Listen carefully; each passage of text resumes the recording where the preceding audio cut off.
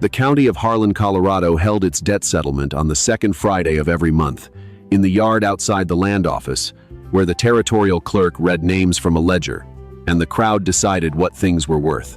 It was not called a debt settlement. It was called a disposition hearing, which was the kind of language that made a hard thing sound like paperwork, farms that had failed, livestock that had to go. And sometimes, when the situation required it, labor contracts young people from families that could no longer keep them, offered out to households that needed hands, and were willing to pay the county's placement fee in exchange. Most of the contracts were settled quickly. The strong boys went first, then the girls who looked capable of domestic work, the ones who were the right age and the right size, and who smiled when the families came close, then the ones in between. It was 1,879 and October, and the mountains above Harlan were already showing the first white at their peaks, and the wind coming down from them had that particular edge that told anyone paying attention that winter intended to arrive early and intended to stay. Thomas Aldridge stood at the edge of the yard with his coat buttoned to the collar and no particular reason to be there at all. He was 41 years old, a doctor without a practice, which was not as unusual in the Colorado Territory as it might have been elsewhere.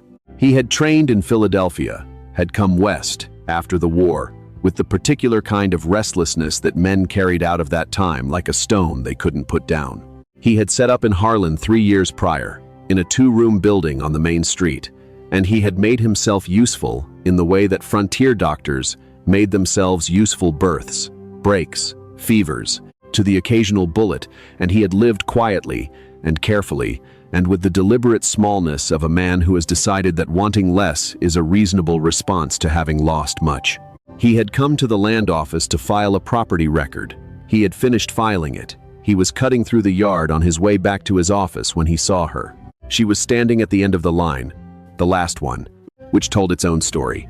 She was perhaps 19, though something in her bearing made her seem older in some ways and younger in others.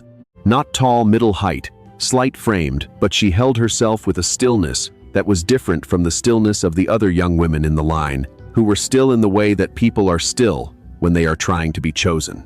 She was still in the way that a person is still when they have decided that the outcome of a thing is not within their control, and they have therefore directed their attention elsewhere. Her hair was dark, the color of river water in shadow, pulled back with a plain ribbon that had seen better days. Her dress was clean but worn at the elbows and too thin for October. She had no coat. She was watching the crowd with gray eyes that moved with a quiet, deliberate attention, cataloging, noting, the eyes of someone who had learned to read rooms before rooms decided to read her. Thomas had watched 3 families approach her. The first had asked her something, listened to the answer, and moved on. The second had looked her over in the way that people look over something they are trying to price and had found the number wrong. The third had not approached at all, had looked from a distance and turned away. The girl watched each one go without changing her expression. Not with bitterness, with the precise, contained composure of someone who has been disappointed enough times that disappointment has stopped being a surprise and has become simply information. Thomas was still standing there when the territorial clerk, a broad-faced man named Sykes, came to the end of the line with his ledger and looked at the girl and looked at his ledger and looked at Thomas with the expression of a man closing out a long day. "You need something, Doc?" Sykes said. Thomas looked at the girl. The girl looked at Thomas. Her gray eyes were direct and entirely without performance. "Who is she?" Thomas said. Sykes consulted his ledger with the efficiency of a man who has done this many times. "Clara Voss, 19. Father was Joseph Voss, ran the grain operation out on the Teller Road. Debt came due in August. Father's gone, headed to Nevada, left the family behind. Mother passed 2 winters ago, no siblings located. The contracts for domestic placement, standard terms." Thomas looked at his ledger, then at Clara Voss, who was still watching him with those direct, measuring eyes, and who had not, in the entirety of his observation, shown anything that looked like hope. She was not performing hope for him. She was simply evaluating him, the same way she had evaluated the 3 families before him, with the honest attention of someone gathering facts about her situation. "What's the placement fee?" Thomas said. $5, Sykes said. Thomas reached into his coat. He paid the $5. He was not entirely certain, in the moment of paying them, what the complete logic of the thing was. He was a doctor, without a household staff, without a wife, without children, living in 2 rooms above his office, with a stove and a cot, and the particular disorder of a man who has organized his life around work, because work is easier to manage than the alternative. He had no reason to take on a placement contract. He had, if he was being precise about it, no room. Clara Voss picked up the bag at her feet. It was a canvas sack, not large, the kind of bag that tells you immediately and completely what a person owns. She looked at Thomas with those gray eyes. "Are you the doctor?" she said. Her voice was even, no tremor in it, no performance of gratitude or relief. "I am," Thomas said. "Sykes called you Doc." "Thomas Aldridge, yes." She looked at him for a moment, conducting some internal assessment. "Clara Voss," she said, as though he hadn't just heard her name from the ledger. "I know," he said. "What is it you need done?" she said, not grateful, not frightened. The question of a person who wants to understand the terms of their situation before they agree to operate within them. Thomas considered it honestly. "I don't know yet," he said. "I'll figure it out." Clara Voss looked at him for another moment. Then she nodded once, the precise, complete nod of someone who has taken in information and filed it and picked up her bag. "All right," she said. They walked to his office in the thin October wind, and Thomas was already trying to remember whether he had a spare room. He did not have a spare room. He had a storage room. He spent the first evening moving crates of medical supplies to make space for a cot, which Clara helped him move without being asked, with the efficient practicality of someone who sees what needs doing and does it. "You don't have to," he started. "I know," she said, and kept moving. She was, he discovered in the first week, comprehensively competent in ways that had nothing to do with what he had needed done, mostly because he hadn't known what he needed done until she did it. She organized his supply cabinets with a system that made things findable. She kept the stove going at the right temperature for the cold that had settled in early over Harlan. She cooked in the mornings with the focused attention of someone who does not consider cooking a domestic performance, but a technical problem with solvable requirements. On the 3rd day, when a rancher came in with a forearm that needed stitching, she handed Thomas instruments without being asked, in the correct order, watching the procedure with those cataloging eyes. "Have you done this before?" Thomas said, afterward. "My mother was sick for 2 years before she died," Clara said, washing her hands at the basin. "I learned what I could." She said it without self-pity. She narrated facts. He was learning that this was consistent with her. She described her life with the plain accuracy of a surveyor describing terrain, without editorializing, without performing emotion at him, which he found, increasingly, to be one of the most genuinely unusual qualities he had encountered in a person. He had begun, without deciding to, listening for her in the mornings. The particular sound of the stove being lit, the specific efficiency of her movements through the space, which was quiet and economical, and which had, in 3 weeks, rearranged his 2 rooms into something that functioned better than it had in 3 years. He had not examined this too carefully. The trouble arrived on a Thursday in November, in the form of a man named Garrett Cole. Cole was a merchant in Harlan, prosperous, the kind of prosperous that in a small territory translated into a social authority that he had decided was his by right. He came into Thomas's office on a Thursday morning while Thomas was with a patient, and he waited, and when Thomas came out, Cole looked past him at Clara, who was recording the patient's information in the ledger Thomas kept, and said, with the easy confidence of a man who expects to be listened to, that he had heard about the Voss girl's placement and wanted Thomas to know that there had been some talk. "What kind of talk?" Thomas said. "The appropriate kind," Cole said. He was looking at Clara as he said it. "A young woman in a bachelor's residence. People notice." Clara did not look up from the ledger. "She is 19 years old and under a legal placement contract," Thomas said. "The arrangement is entirely proper." "I'm sure it is," Cole said, in the tone of a man who means the opposite. "I'm simply letting you know what's being said." He left. Thomas stood in the middle of his office for a moment. Clara set down her pen. "He'll say it regardless of what you do," she said. "Men like that say things because saying them costs them nothing." "Does it bother you?" Thomas said. She was quiet for a moment. She looked at the ledger, then at the wall, then at him. "It used to," she said. "When I was younger," And I thought what people said about me was information about me. She picked up her pen again. I figured out it's not. What they say is about what they've decided. What they've decided has nothing to do with what I am. Thomas looked at her. How did you figure that out at 19? My father left, she said simply. He decided I wasn't worth staying for. That was about him. It took me a while to understand that, but I got there. She went back to the ledger with the focused attention she gave everything. Thomas stood there a moment longer. He went to see Garrett Cole that afternoon.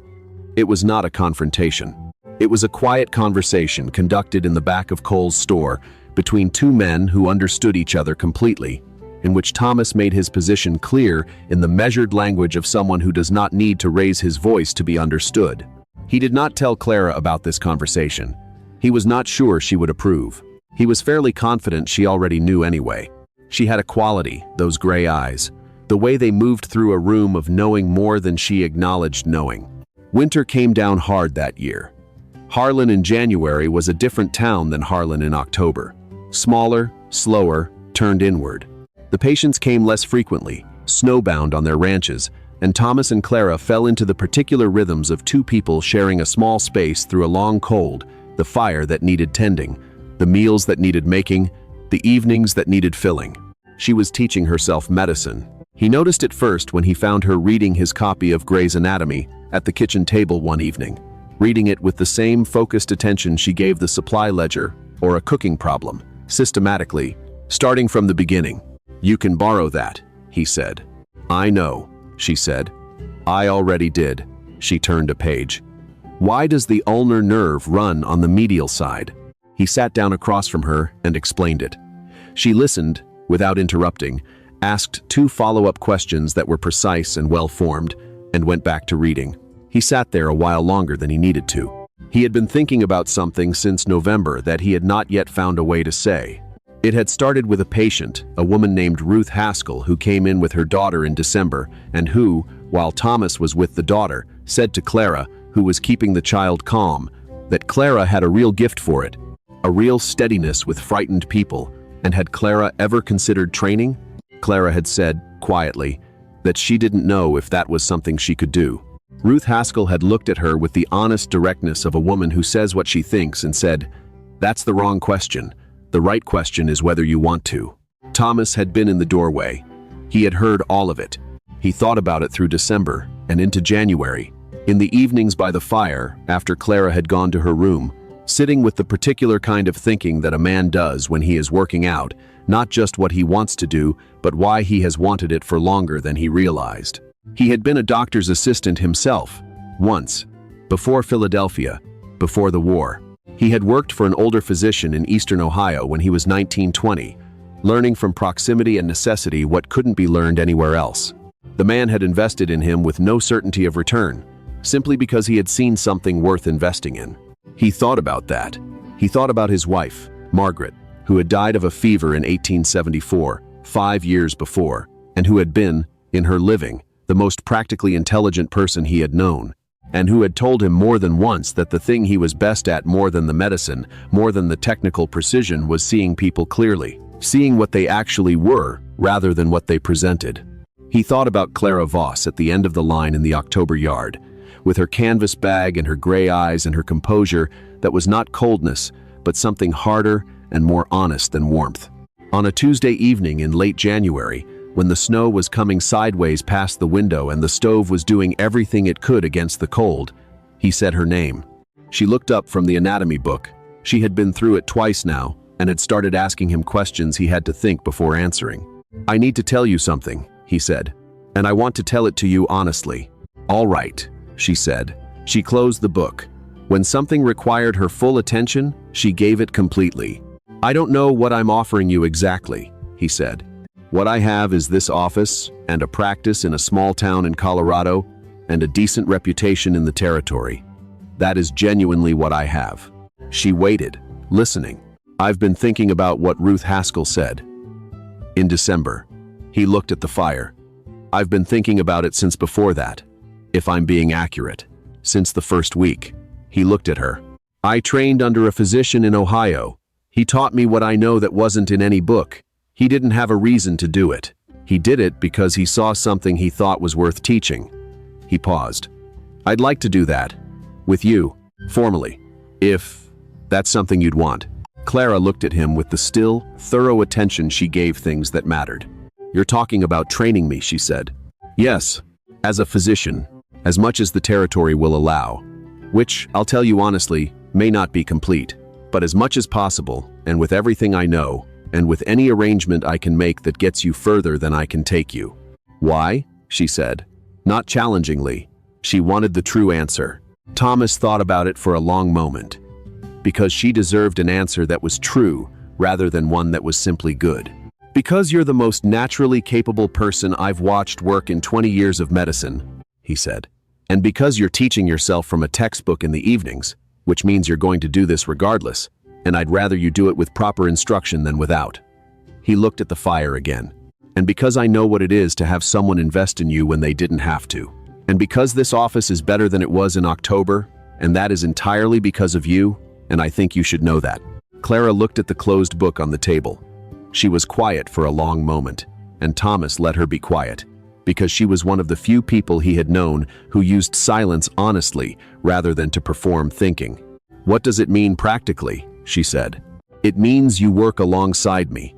Full clinical work, not just recording and assisting. I teach you everything I know. I write to my contacts in Denver about formal certification options. You stay here in the residence, properly, with the arrangement made legal so that Cole and his kind have nothing to say. He met her eyes. It means I'd like to be your guardian, legally, until you're established enough to not need one, and then your colleague. Clara looked at him, the gray eyes steady and serious. You want to adopt me, she said. I want to make it legal and proper so that nobody can interfere with what you're building, and so that you have somewhere that is actually yours. I'm 19, she said. I know, he said. That's unusual. The territory has seen more unusual things, he said. She was quiet again. Then, why did you stop in that yard? He had been thinking about this honestly for some time. I don't know entirely, he said. I know that I watched 3 families walk past you, and that something about how you watched them go with no expression, no pleading. I know that I recognize something in it. He paused. I lost my wife 5 years ago. She was the most practically intelligent person I knew. She would have been about your age now. He stopped. I didn't know I was looking for anything. I want you to know that. I was walking through a yard to get to my office, but I stopped. Clara was very still. She would have been my age, she said. Yes. Clara looked at the table. A long moment. The snow against the window. The stove doing its work. I don't know that that's a reason, she said, quietly, not accusingly. It isn't a reason, he said. It's an observation. The reason is what I said before. You're capable, and you're being wasted, and I have the tools to change that. That's the reason. She looked up at him. I'd want that, she said. The training, the legal arrangement. She looked at the book. I'd want that. The county clerk processed the guardianship with the efficient practicality of a territory that had more pressing things to argue about. Garrett Cole made exactly one more comment, in the presence of exactly the wrong people, and found the social arithmetic of Harlan shifting against him in ways he had not anticipated, because Ruth Haskell had a great deal more influence in the county than he had correctly calculated, and Ruth Haskell had decided she liked Clara Voss. Clara trained with Thomas through the spring.